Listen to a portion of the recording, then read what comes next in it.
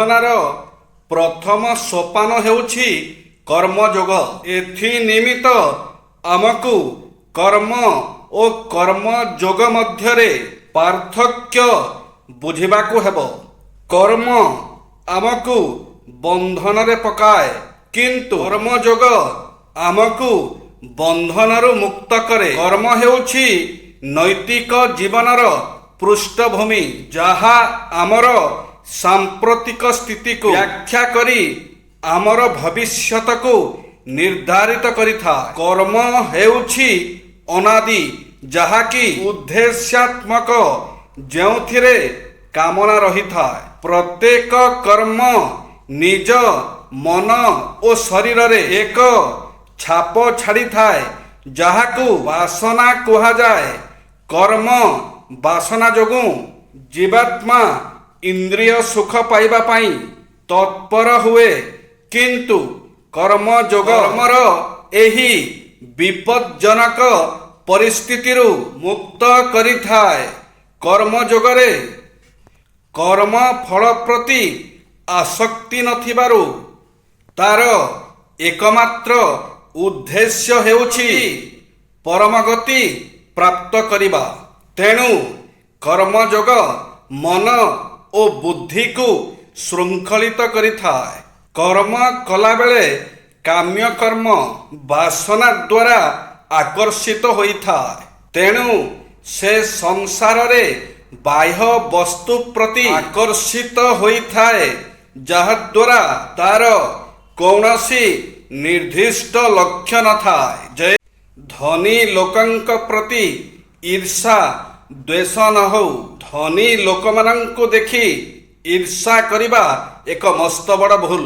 ଧନୀ ଲୋକମାନଙ୍କୁ ଘୃଣା କରି ଧନୀ ହେବାଟା କେମିତି ସମ୍ଭବ? ନିଜର ବୁଝାମଣା ଦ୍ୱାରା ଏହି ଘୃଣା ବନ୍ଦ ହୋଇଗଲେ ଆପଣ ଲକ୍ଷ୍ମୀଙ୍କୁ ସ୍ୱାଗତ କରିଥାନ୍ତି। ପଇସା ପ୍ରତି ଉନ୍ମୁକ୍ତ ହେଲେ ଯାଇ ପଇସା ଆପଣଙ୍କ ପାଖକୁ ଆସିବ, ନହେଲେ ପରଶ୍ରୀ କାତର ହେବା ନିଜ ପାଦରେ କୁରାଡ଼ି ମାରିବା ସଙ୍ଗେ ସମାନ। ଆସୁଥିବା ଲକ୍ଷ୍ମୀକୁ ଅବହେଳା କରିବା ସଙ୍ଗେ ସମାନ। ଅନ୍ୟର ଉନ୍ନତିରେ ସଦା ପ୍ରସନ୍ନ ହୁଅନ୍ତୁ। ଯଦି କାହାର ଲଟେରୀ ଉଠିଛି, ତାକୁ ବଧାଇ ଦିଅନ୍ତୁ, ଖୁସି ହୁଅନ୍ତୁ। ତାକୁ କୁହନ୍ତୁ, ମୋତେ ବି ଠିକଣା ଦିଅ। ସେ ପଚାରିବେ, କା ଠିକଣା? ଆପଣ ତ ଜାଣିଛନ୍ତି ମୁଁ କେଉଁଠି ରହେ। ସେତେବେଳେ ତାକୁ କୁହନ୍ତୁ, ପୁରୁଣା ଘରର ଠିକଣା ମାଗୁନାହିଁ, ଆପଣ ଯେଉଁ ନୂଆ ବଙ୍ଗଳା ନେବାକୁ ଯାଉଛନ୍ତି ଠିକଣା ମାଗୁଛି। ଏହା ଶୁଣି ସେ ବହୁତ ଖୁସି ହେବେ ଯେ ତାର ନୂଆ ବଙ୍ଗଳା ନେବା ଖୁସିରେ ଆପଣ ବି ସାମିଲ ଅଛନ୍ତି।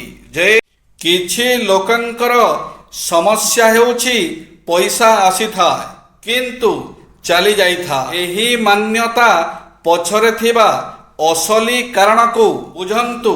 କାହାରି ରୋଜଗାର କମ୍ ବା ବେଶୀ ଦେଖି ତାକୁ ଅମୀର କି ଗରିବ ବୋଲି ଭାବନ୍ତୁ ନାହିଁ। କାହାରି ରୋଜଗାର ଅଧିକ ଥିଲେ ବି ସେ କିଛି ସଞ୍ଚୟ କରେ ନା, ସବୁ ଖର୍ଚ୍ଚ କରିଦିଏ।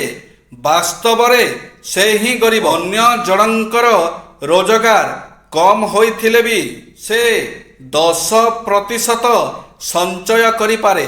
ପ୍ରକୃତରେ ଦେଖିବାକୁ ଗଲେ ସେ ଧନୀ। ଧନକୁ ନେଇ ଲୋକମାନଙ୍କର ଅଲଗା ଅଲଗା ମାନ୍ୟତା ରହିଥାଏ, କିନ୍ତୁ ନିୟମ କହୁଛି ମାନ୍ୟତା ଅନୁସାରେ ପ୍ରମାଣ ଆପଣଙ୍କୁ ଆପଣଙ୍କ ଜୀବନରେ ମିଳିବ। ପ୍ରମାଣ ମିଳିଲା ପରେ ତାହା ଆପଣଙ୍କର ମାନ୍ୟତା ଆହୁରି ମଜବୁତ କରିବ। ମାନ୍ୟତା ଯେତେ ବଢ଼ିବ ସେତେ ବଡ଼ ଦୃଷ୍ଟାନ୍ତ ମିଳିବ। ବଡ଼ ଦୃଷ୍ଟାନ୍ତ ସହିତ ମାନ୍ୟତା ଆହୁରି ଗଭୀର ହେବ ଯେ ପଇସା ଆସିବା ସହିତ ତା ସାଙ୍ଗରେ ସମସ୍ୟା ବି ଆସିଥାଏ। ଜୟ ଶ୍ରୀ ଜଗନ୍ନାଥ।